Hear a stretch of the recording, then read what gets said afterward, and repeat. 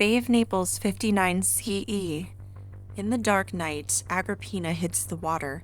Moments ago, she was reclining comfortably on an imperial barge. Now the ship is dragging her into the dark bay. Agrippina forces herself to swim, pushing through the freezing waves. She is swimming for her life. As she cuts through the water, one thought burns in her mind. How could he? Her own son. Only hours earlier, they had shared a meal. Nero, smiling warmly, he had looked her in the eyes, embraced her, and sent her onto a ship designed to kill her. When a small fishing boat finally emerges from the darkness, rough hands reach down and haul her aboard. The fishermen freeze when they realize who they've rescued. Agrippina, mother of the emperor, and she's soaked, shivering, and speechless. She's grateful to be alive, but relief quickly gives way to dread. Nero has decided that she must die, and she knows he will try again because she raised him to be relentless. Somewhere out in the darkness, Nero is learning that she survived, and she knows exactly what comes next. He's already planning his next move.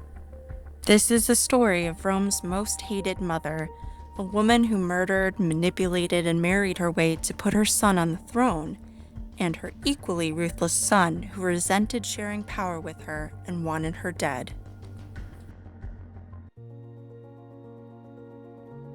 Born in 15 CE, Agrippina was Roman royalty, the great-granddaughter of Emperor Augustus himself, but her childhood was marked by tragedy. Her beloved father, the general Germanicus, died under suspicious circumstances when she was just 3 years old, believed to be poisoned on the orders of the Emperor Tiberius. When she was a teenager, her mother and 2 older brothers were arrested on treason charges, also by Emperor Tiberius, and either died in exile or were executed. And at 13, she was married off to a man that ancient sources describe as cruel, dishonest, and violent. A man who allegedly said of their infant son, the future Emperor Nero, "I don't think anything produced by me and Agrippina could possibly be good for the state or the people." When she was in her 20s, her brother became Emperor Caligula. He was, unfortunately, mentally unstable and very violent. He accused her of plotting against him and exiled her to an island where she lived in misery for 2 whole years, while her toddler son was raised by relatives. When Emperor Caligula was taken out by his own Praetorian Guard, his uncle Claudius was made emperor and recalled Agrippina back from exile. We can only assume that Agrippina's experience in exile had a profound effect on her psychologically, and for the rest of her life she would fight to survive. Her next challenge would be Emperor Claudius's wife, the Empress Messalina. Messalina was resentful of Agrippina's descent from the Emperor Augustus and the fact that Agrippina's son had a claim to the throne that rivaled that of her own son Britannicus. Messalina targeted Agrippina with rumors meant to ruin her reputation, but none of them gained traction. Agrippina kept a low profile for the rest of Messalina's reign, which ultimately saved her from the fate of other women at court, including her own sister Julia Livilla, who was executed. Messalina engaged in an affair with a politician named Gaius Silius, and they may have plotted to overthrow Claudius. For this, she was executed, and with Messalina gone, Agrippina saw an opportunity. In 49 CE, she convinced Claudius, her own uncle, to marry her, despite Roman laws against uncle-niece incest. She utilized her own connection with Claudius and his advisor Pallas to position herself as a marriage prospect for her own uncle. Pallas made the case that Agrippina was the best choice for Claudius's next wife because she would bring Nero with her, uniting the Julian and Claudian bloodlines. She was also of impeccable lineage as Augustus's great-granddaughter, and she was a mature woman in her early 30s who already had experience and wouldn't be frivolous like Messalina. According to Tacitus, Agrippina also worked to seduce and manipulate Claudius. She used her position as his niece to gain frequent access to him, and she also allegedly used her physical charms and flirtation. There was one major problem, though. Marriage between an uncle and niece was considered incestuous under Roman law. To solve this, Agrippina's supporters arranged for a senator to propose that such marriages should be legal for the public good. The Senate quickly passed this decree in 49 CE, making the marriage possible. The marriage was unpopular with the public, but Agrippina didn't care. She moved swiftly to exploit her new position to her advantage. Her face appeared on coins alongside Claudius's, sometimes in the more prominent position. Ancient sources describe her as essentially co-ruling with Claudius. She attended Senate meetings from behind a curtain, received foreign ambassadors, controlled who could see the emperor, and influenced major appointments and policy decisions. The historian Tacitus put it bluntly: Claudius was emperor in name, but Agrippina ruled in fact. And when Claudius began showing signs in 54 CE that he might favor Britannicus, his own biological son, over Nero, after all, he conveniently died after eating a dish of mushrooms. Every ancient source accuses Agrippina of poisoning him. Agrippina's planning for the transition was meticulous. She kept Claudius's death secret for hours and sealed off the palace so that at noon her 17-year-old son Nero was presented to the Praetorian Guard. She'd cultivated their loyalty carefully. They remembered her father Germanicus fondly, and they proclaimed Nero emperor. The Senate, faced with military support for Nero, had no choice but to agree. For the first year or so of Nero's reign, Agrippina was at the height of her power. She appeared on coins as Nero's equal, and she sat on the throne beside him during official functions, receiving ambassadors and reviewing state correspondence. She was, for all practical purposes, Rome's first female co-emperor, but there was a problem.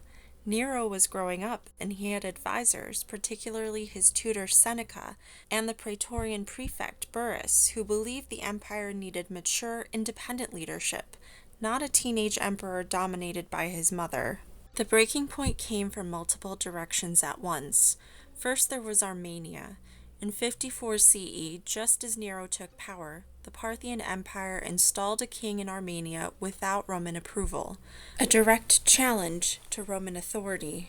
This foreign policy crisis required serious military leadership, and Nero's advisors used it to argue that Nero needed to project strength and independence. Nero started excluding Agrippina from negotiations over the Armenian conflict. For a woman who had controlled access to the previous emperor and made major policy decisions, this was a clear signal. Her influence was being deliberately curtailed, but the personal conflicts were even more intense. Nero took a lover named Acte, a freedwoman. He was considering marrying her. Agrippina was furious. She'd arranged for Nero to marry Octavia, Claudius's daughter, to cement the alliance between the Julian and Claudian bloodlines. A marriage with a former slave threatened everything Agrippina had worked for. To Nero, Agrippina's vocal disapproval was personal. He forced Agrippina's advisor Pallas to resign, and then Agrippina, in response, made a fatal mistake. She threatened to use her influence with the Praetorian Guard, who still revered her father, Germanicus, to back a coup in favor of Britannicus, Claudius's biological son. Nero's response was swift and brutal.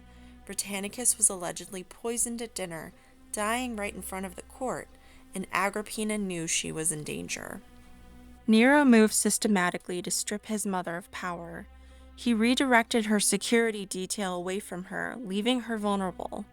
He removed her ceremonial duty, and he kicked her out of the palace entirely, forcing her to move to an estate further from Rome and isolating her from the center of power. He gave the Praetorian Guard extra grain rations, bribing their loyalty away from her and toward him personally. Though there was a brief reconciliation in 55 CE, it didn't last. By 59 CE, Nero had a new lover, Poppaea Sabina. Agrippina was friends with Nero's wife Octavia and opposed the relationship. Ancient sources suggest Poppaea may have pressured Nero to eliminate his mother once and for all. There were also ugly rumors of incest between Nero and Agrippina. Whether true or not, and such accusations were commonly used to discredit political figures in Rome, the rumors themselves were damaging. Even living outside Rome, even stripped of official power, Agrippina's mere existence was a threat to Nero's political credibility. She had to go. The first plan was almost comically elaborate. An engineer proposed collapsing Agrippina's bedroom roof while she slept. For reasons that remain unclear, the plan was abandoned. Instead, Nero came up with something even more dramatic. In March of 59 CE, during the festival of Minerva, Nero invited his mother to his villa in Bay, a resort area near Naples. He was charming and attentive, treating her with the highest honor. He embraced her, told her he couldn't rule without her. After a grand dinner, he sent her home on a boat he'd specially prepared. But the boat had been rigged, on his orders. But on the water, the crew brought down a heavy lead canopy meant to crush Agrippina. Instead, it killed one of her attendants. The crew then tried to sink the boat by rushing to one side, hoping to capsize it. Agrippina fell into the water. Her friend, whom the crew mistook for Agrippina in the dark, was beaten to death with oars and poles. But Agrippina was a survivor and swam to safety. A boat picked her up and took her to shore. She knew immediately what her son had tried to do. When Nero learned his plan had failed, he panicked. If Agrippina revealed the assassination attempt to the Praetorian Guard, they might turn on him. He made a decision: no more elaborate schemes. Nero sent soldiers to Agrippina's villa with orders to finish the job. According to the ancient sources, when the soldiers burst through her door, Agrippina knew it was over. In her final moments, she made one last, defiant gesture. She bared her stomach and told the soldiers, "Strike here, strike the womb that gave birth to Nero." And they did. Afterward, Nero lied to the Senate and the Praetorian Guard, claiming Agrippina had plotted to kill him and committed suicide when discovered. The Senate, probably relieved to be rid of such a powerful woman, accepted the story. The Roman public didn't seem particularly upset either. Rome had never been comfortable with powerful women, and Agrippina had broken too many rules, wielded too much power, and transgressed too many boundaries. But in the provinces and rural areas, she remained popular, the daughter of the beloved Germanicus, and a woman in her own right who had fought her way to unprecedented power in a man's world. Agrippina the Younger would be the last woman to take such an influential role in Roman politics for the next 150 years. She had spent her entire life fighting for power and security, surviving exile, murder, and betrayal. She had literally killed her way to the throne, placing her teenage son as Emperor of Rome. And in the end, that very son decided she was too dangerous to live. The power she had spent her life accumulating couldn't save her from the one person she'd worked hardest to empower. Thanks for watching. If you enjoyed this deep dive into one of ancient Rome's most complicated relationships, let me know in the comments what other historical figures you'd like me to cover. And if you want to support this channel, consider subscribing. It really helps.